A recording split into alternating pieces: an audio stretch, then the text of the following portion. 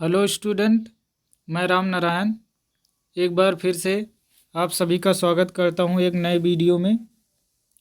आज के इस क्लास में हम पढ़ेंगे मैथ, बेसिक मैथ पढ़ेंगे एकदम जीरो लेवल से। जो गणित में कमज़ोर छात्र हैं उनके लिए यह बहुत ही अच्छा मौका है। उनको बहुत अच्छे तरीके से इन वीडियो के माध्यम से गणित सीखना बहुत ही आसान हो जाएगा। तो चलिए इस चैप्टर को हम शुरू करते हैं। यह वीडियो देखने के बाद आप भी बोलेंगे कि गणित एकदम आसान है। इम्पोर्टेंट फैक्ट्स हैं। नंबर 1, किसी संख्या में शून्य का गुणा किया जाए या शून्य से किसी संख्या में गुणा किया जाए तो गुणनफल शून्य ही प्राप्त होता है। अर्थात कोई संख्या है, उसका गुणा शून्य से जीरो से करेंगे तो हमें क्या मिलेगा? शून्य ही मिलेगा। जैसे देख सकते हैं उदाहरण, 5 गुणे जीरो कर रहे हैं तो मिल रहा है जीरो। 7 गुणे जीरो कर रहे हैं तो जीरो मिल रहा है। 0 गुणे 7 कर रहे हैं तब भी जीरो, और 0 गुणे 5 कर रहे हैं तब भी जीरो। तो ये एक इम्पॉर्टेंट फैक्ट है कि किसी भी संख्या को जीरो से या जीरो को किसी संख्या से गुणा करेंगे तो हमेशा और हमेशा जीरो ही प्राप्त होगा। फैक्ट नंबर 2, शून्य में किसी संख्या से भाग दिया जाए तो भागफल शून्य प्राप्त होता है। अर्थात शून्य में कोई संख्या से हम अगर भाग कर रहे हैं, लिखा गया है 0 संख्या, कोई भी संख्या 1 2 3 कोई भी संख्या हो सकती है या फिर कोई भी समीकरण भी हो सकता है। तो 0 संख्या लिखेंगे तो क्या होगा? शून्य होगा। जैसे यहाँ देख सकते हैं 0/5 जीरो, 0/100 जीरो, 10⁻100 बराबर जीरो, 0/2x धन 3y एक समीकरण बटे में है तब भी क्या हो जाएगा? जीरो। कुछ भी अगर जीरो के बटे में कुछ भी है तो वो क्या होगा? हमेशा और हमेशा जीरो ही होगा। फैक्ट नंबर 3, किसी संख्या को शून्य से भाग दिया जाता है तो भागफल अनंत प्राप्त होता है। अर्थात संख्या बटा जीरो बराबर अनंत। जैसे 15/0 क्या हो जाएगा? इनफाइनाइट। कोई समीकरण है उसके बटे जीरो करेंगे तब भी क्या आ जाएगा? इनफाइनाइट। इस तरह से। और 10 गुणे 10/0 कुछ भी लिख दें बटे जीरो कर दें तो हमें क्या मिलेगा? इनफाइनाइट, अनंत प्राप्त होगा। फैक्ट नंबर 4, किसी संख्या की घात शून्य होने पर उसका मान 1 होता है। जैसे कोई संख्या यहाँ लिखा गया है, उसकी घात कितना है? 0, तो उसका मान कितना हो रहा है? 1। इस प्रकार से 5⁻0 का मान भी 1। और मान लिया गया कि कोई एक संख्या है और उसके पावर 0 कर दिया गया तो उसका भी मान 1। 2000 है, उसकी घात 0 पावर 0 कर दिया गया तो उसका भी मान 1 मिल जाएगा। इस प्रकार फैक्ट नंबर 5, किसी भी संख्या को स्वयं से भाग देने पर भागफल सदैव 1 प्राप्त होता है, लेकिन 0 को 0 से भाग देने पर अनंत प्राप्त होता है। 0/0 क्या होगा? अनंत होगा। जैसे कहा गया कि किसी संख्या को उसी संख्या से भाग दे तो 1 प्राप्त होगा। यहाँ देख सकते हैं 15/15 1, 100/100 1, 3000/3000 1। तो किसी भी संख्या को उसी संख्या से भाग करेंगे तो हमेशा भागफल 1 आएगा, लेकिन 0 को 0 से भाग करेंगे तो 1 नहीं आएगा, अनंत आएगा। जोड़ घटाव, धनात्मक व ऋणात्मक संख्याएं आपस में जुड़ जाती हैं। जैसे 2 धन 3 धन 5 हो गया कितना 10, और 7 ऋण 2 धन 3 धन 1 बराबर हो गया 11 ऋण 2 बराबर 9। यहाँ समझना यह है कि जो धनात्मक संख्याएं हैं वो धनात्मक संख्या में जुड़ेंगी और जो ऋणात्मक संख्याएं हैं वो ऋणात्मक संख्याओं में जुड़ेंगी। जैसे यहाँ धन 7 है, धन 3 है और धन 1 है, तो कितना हो गया 7 3 1 जुड़ गए 11 हो गए। ऋण में केवल और केवल एक संख्या ऋण 2 बची थी, तो इसको ऐसे लिख दिया गया 11 से 2 घटाया गया तो कितना बचा 9।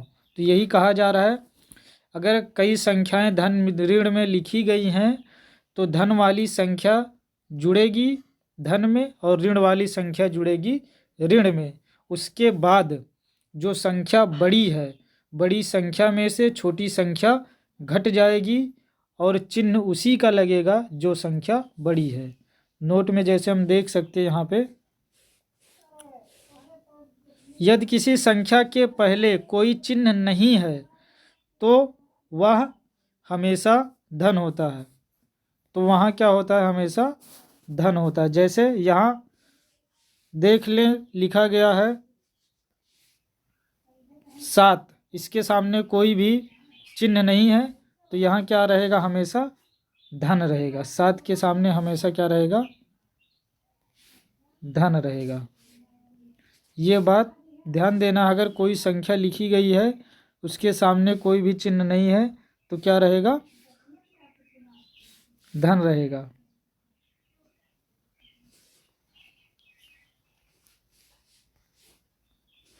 यदि ऋणात्मक संख्या बड़ी और धनात्मक संख्या छोटी है तो बड़ी संख्या से छोटी संख्या घटेगी लेकिन चिन्ह बड़ी संख्या का ही लगेगा। जैसे 3 ऋण 5, तो यहाँ ऋण संख्या बड़ी है तो बड़ी में से छोटी संख्या घट जाएगी तो 2 आएगा, लेकिन जो संख्या बड़ी है उसी का चिन्ह लगेगा जैसे कि अभी बताया गया।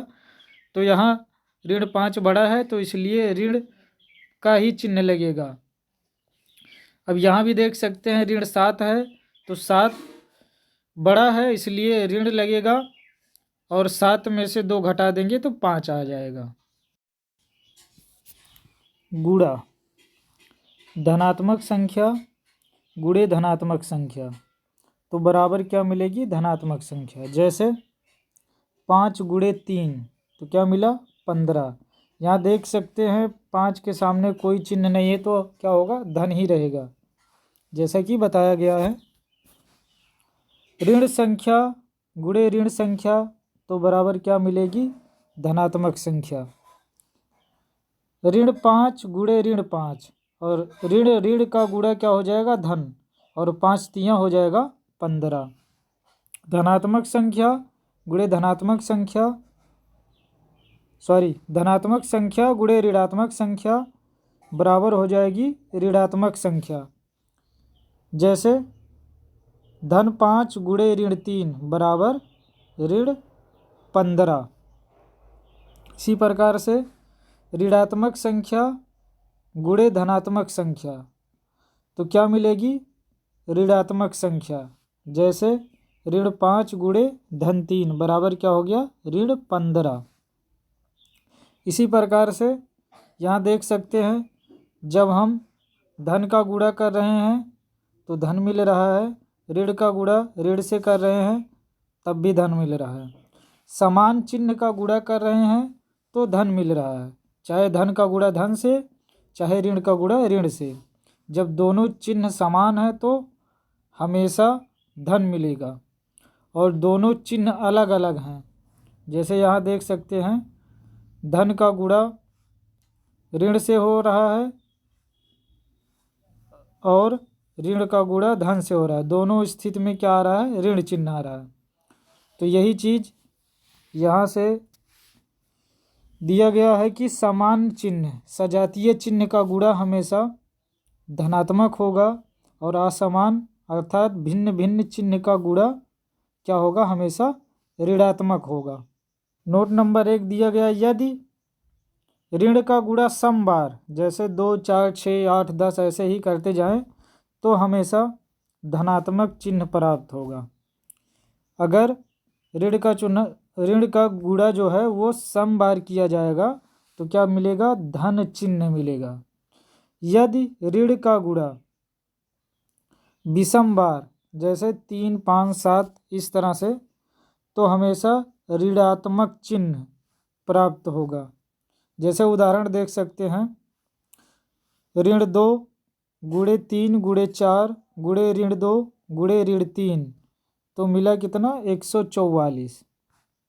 और इसी प्रकार से ही ऋण 3 गुणे ऋण 2 गुणे ऋण 4 गुणे ऋण 5 बराबर 120। एक बात और यहाँ ध्यान देने योग्य है कि दो चिन्ह को एक साथ नहीं लिख सकते हैं।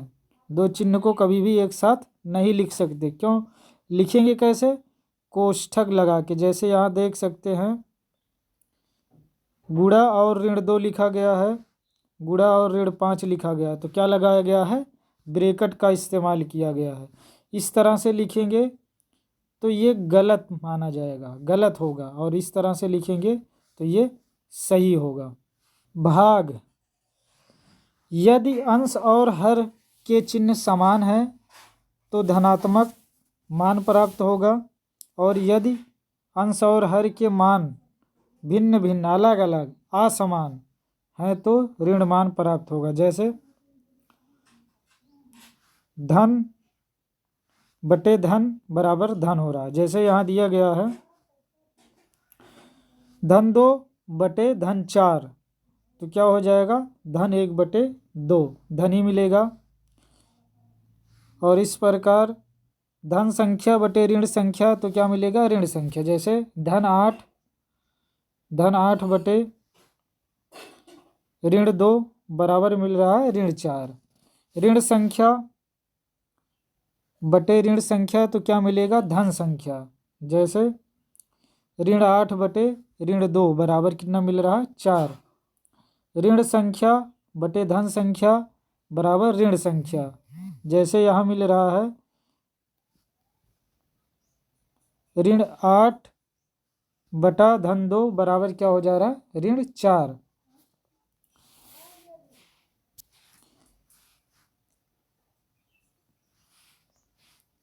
माइनस ए बटे बी बराबर होगा ए बटे बी के, ए बटे ऋण बी के, और बराबर होगा ए ऋण बी। ये तीनों मान आपस में बराबर होंगे। कभी कभी देखिए इस तरह से लिखा रहता है ए बटा बी, और कभी कभी जो ऋण रहता है वो नीचे लिखा रहता है इस तरह से, और कभी कभी ऋण जो है वो बीचों बीच में रहता है इस तरह से। तो ये सभी मान बराबर होंगे। जैसे यहाँ देख सकते हैं ऋण 8 बटे 2 बराबर होगा 8 बटे ऋण 2 के, बराबर होगा ऋण 8 बटे 2। जब सरल कर लेंगे तो ऋण 4 मिल जाएगा। आशा करता हूँ कि इस वीडियो से आपको काफ़ी कुछ सीखने को मिला होगा। ऐसे ही और वीडियो पाने के लिए चैनल को सब्सक्राइब करें और बेल आइकन को दबाएं तथा वीडियो को और लोगों के पास शेयर करें। वीडियो को देखने के लिए बहुत बहुत धन्यवाद।